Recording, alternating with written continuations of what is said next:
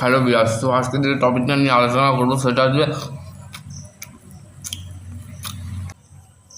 যারা বিটেক ইঞ্জিনিয়ারিংয়ে ভর্তি হতে চাইছো, branch of civil engineering, branch of electrical engineering, branch of mechanical engineering নিয়ে তোমাদের যারা বিটেকে অ্যাডমিশান নেবে, university of Jadavpur university Kolkata 700-32 700-32, ঠিক আছে। যাদবপুর ইউনিভার্সিটিতে যদি ভর্তি হও তো সেই ক্ষেত্রে তোমাদের কিন্তু কিছু কিছু প্রসিডিওর আছে, সেগুলো কিন্তু তোমাদের জানতে হবে, ঠিক আছে। বুঝতে পারলে কি কি তোমাদের প্রসিডিওর আছে?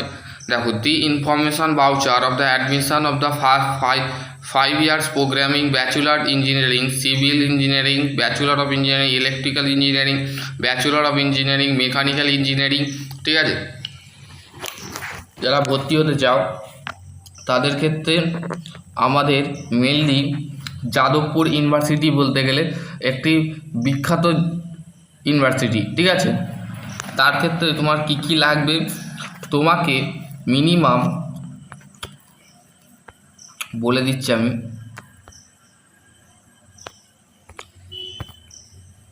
তোমার কাছে থাকতে হবে অনলি ফর ডিপ্লোমা,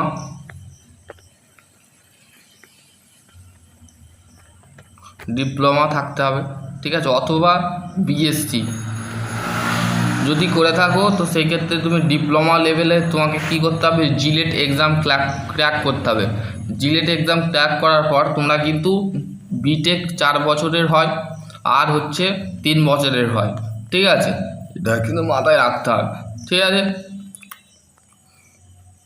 এবার নাম্বার বি পয়েন্টে কি বলেছে দেখো, minimum 1 year full time and regular working experience of qualify the diploma exam 1/8/2025। যারা ডিপ্লোমা এক্সাম কোয়ালিফাই করেছো, কমপ্লিট করেছো এবং ওয়ার্কিং এক্সপিরিয়েন্স যদি তোমাদের রেগুলার ওয়ার্কিং এক্সপিরিয়েন্স যদি থাকে, ফুল টাইম এক্সপিরিয়েন্স যদি থাকে, সেই ক্ষেত্রে তোমরা এই অ্যাপ্লিকেশানটায় তোমরা এই বিটেক ইঞ্জিনিয়ারিং কলেজে তোমরা ভর্তি হতে পারবে, ঠিক আছে। এবং radial distance of from university public limited of company তোমাদের আছে, ঠিক আছে। কিভাবে অ্যাপ্লাই করবে সেটার জন্য তোমাদের আমাদের বিটেকের জিলেটের ওয়েবসাইট আছে, সেই ওয়েবসাইটে কিন্তু তোমাকে অ্যাপ্লাই করতে হবে, ঠিক আছে।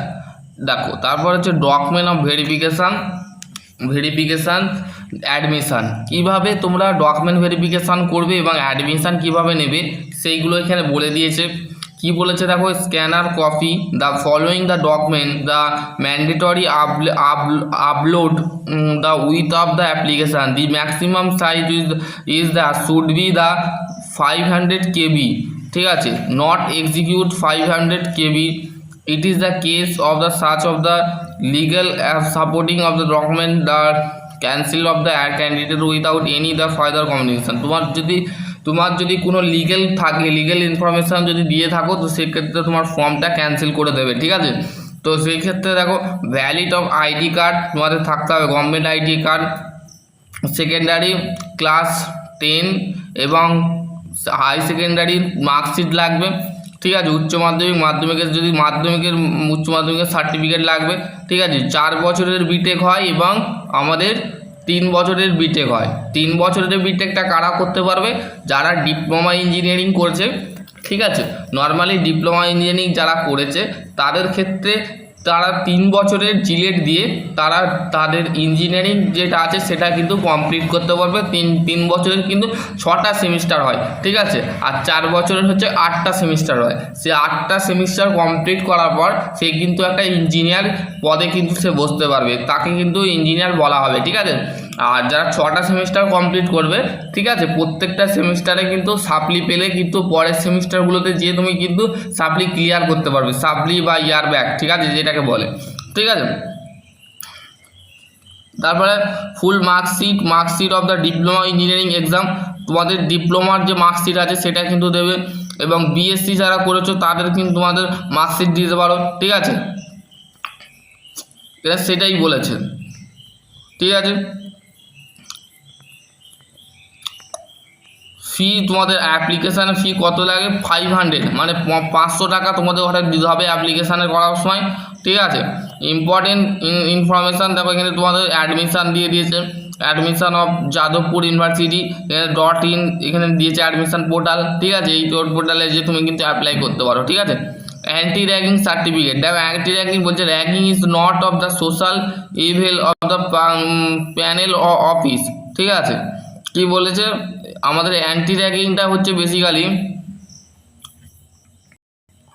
অ্যান্টি র্যাগিং সার্টিফিকেট, র্যাগিং করার ক্ষেত্রে যদি তোমার কোনো কোয়ারি থাকে তো অবশ্যই কমেন্ট সেকশনে অ্যান্টি র্যাগিং সার্টিফিকেট ডাউনলোড করবে বিটেকে। তো সেক্ষেত্রে আমি সেই রকম তোমরা যদি বলো তো সেক্ষেত্রে আমরা অ্যাপ্লাই করে দিই। কিন্তু seat of matrix of the 5 years UG engineering degree programming of the working professional, ঠিক আছে। Civil engineering, electrical engineering, mechanical engineering, ঠিক আছে। আরও ইঞ্জিনিয়ারিং কোর্স আছে, তো সেই ক্ষেত্রে সেইগুলো automobile engineering, mechatronics engineering, civil engineering, তো এইগুলো তোমাদের বলে দিলাম, ঠিক আছে। দেখো ইলেকট্রিক্যাল ইঞ্জিনিয়ারিংয়ের যে সিলেবাস আছে সেটাও এখানে বলে দিয়েছি। Electrical circuit, network base, electrical machine, transmission and distribution of the power, সুইচের প্রজেকশন, এখানে তোমরা সিভিল ইঞ্জিনিয়ারিংটা দেখে নেবে। মেকানিক্যাল ইঞ্জিনিয়ারিংটা দেখে নেবে। Civil engineering